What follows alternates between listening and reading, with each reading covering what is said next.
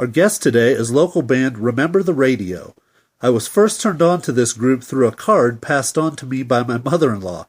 Definitely not my usual source for new music, but a fortunate conduit in this case. Their latest release, RTR-001, is an awesome DIY effort on two-tone vinyl, complete with spray-painted album jackets. Side A is a concept piece dealing with the Mexican-American War, titled Alta California, while Side B is a collection of singles. This album has gotten the bulk of my listening time since I first heard it, and has proven to have high replay value. Local residents can pick up a copy at the world-famous Wax Trax record store in Denver, while others can order directly from the Remember the Radio Bandcamp page. For mobile listening, it's available on Spotify as well. All of the music on today's show is from RTR-001, and a complete track listing is available on our website at www.literatirecords.com. Now, on to our feature. I'm down here with Seth and John from Remember the Radio. How you guys doing today? I've never been better in my whole life.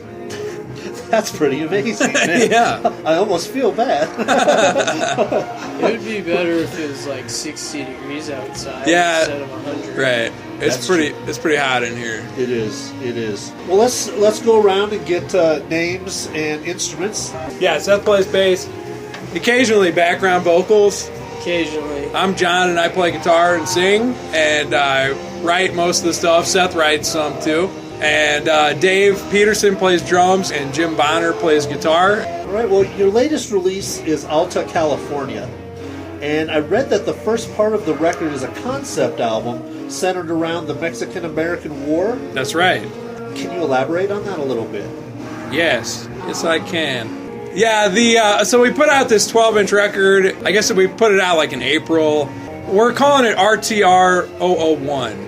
Side A of the record is Alta California, and that's a concept record. Side B has like 6 singles from different recording sessions. So, yeah, it's just a concept I had kicking around in my head for a while.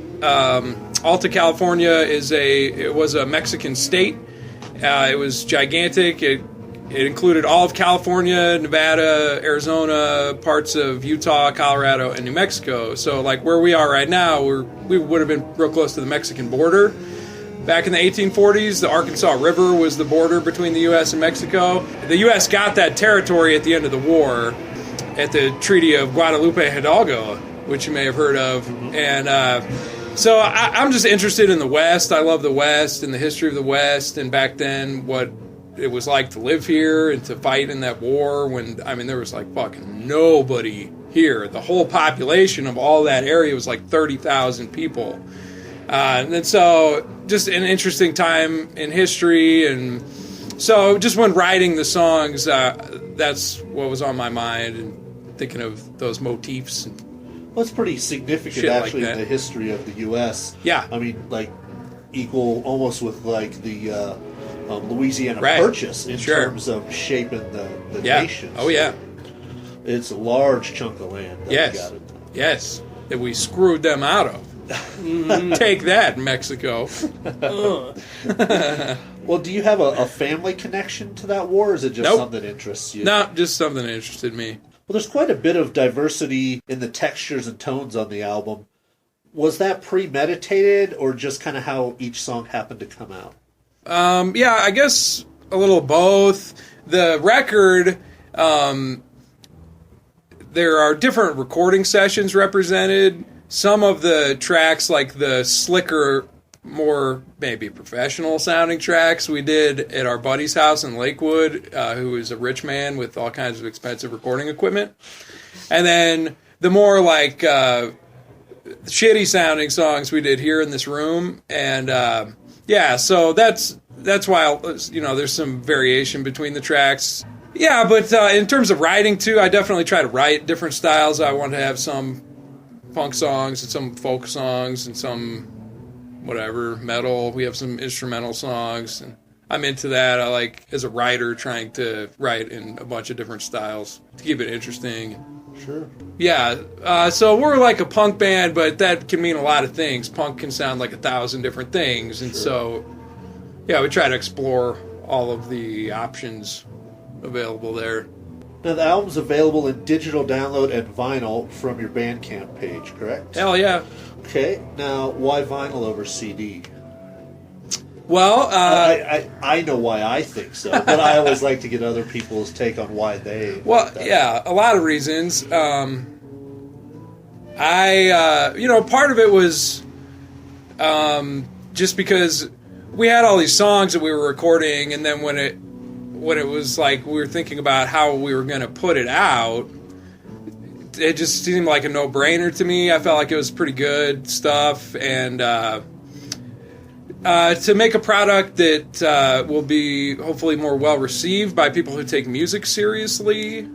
I think that people who collect music tend to like records, and so just by virtue of the fact that it exists, I like records, and especially anything local, like any local 12-inch, like I'll pick it up just because I like that shit and I'm into it. So I wanted to appeal to people like that. Also to have something to sell. In my opinion, digital copies of music are not worth money, CDs included. And so the CD, like we do make CDs, we just give them away free. You know, we can make... It costs like 25 times more to make a record than it does to make a CD. So the CDs are great promotionally to give away. I know people like them. I like CDs too.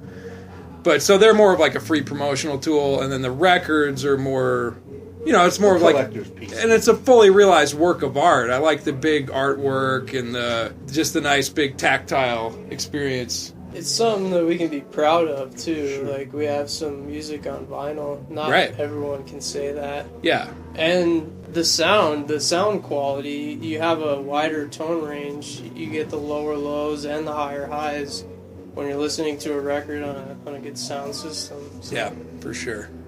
Well, even, the physical vinyl records, they're two-tone pressings, it looks like, in various colors. Uh-huh.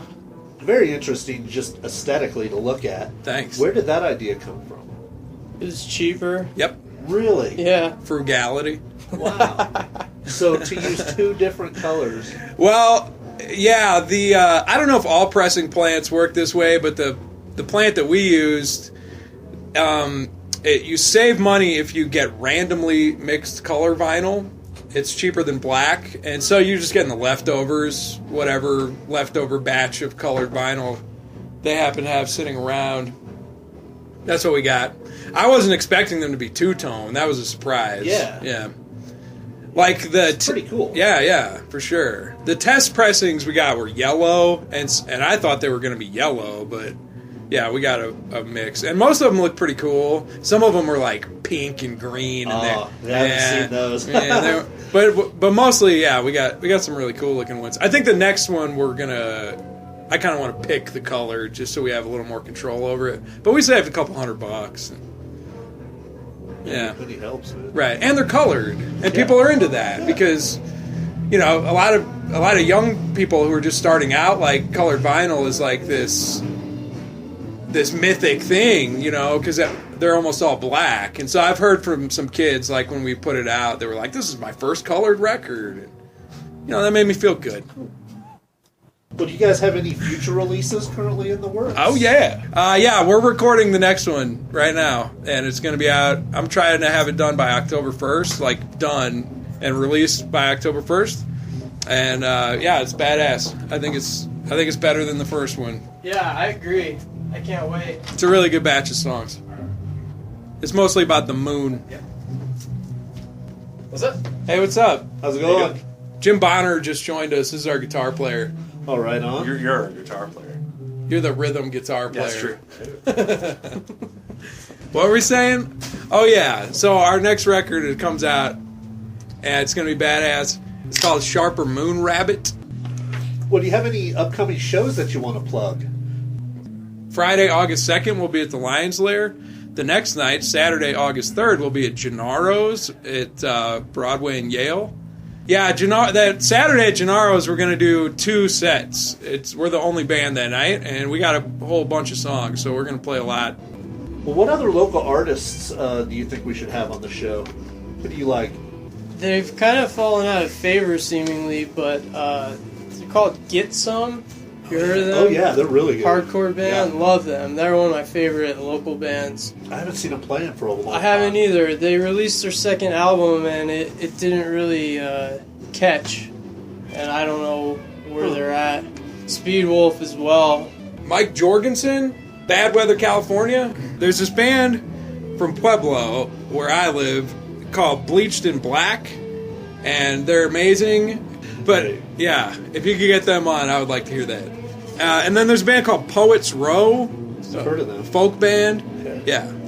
All these bands have 12 inches too. Oh, cool. Which is, yeah, I have all their records, and they're some really good shit. Poets Row, their 12 inches great. Really good. Seth's also in another band called Biff.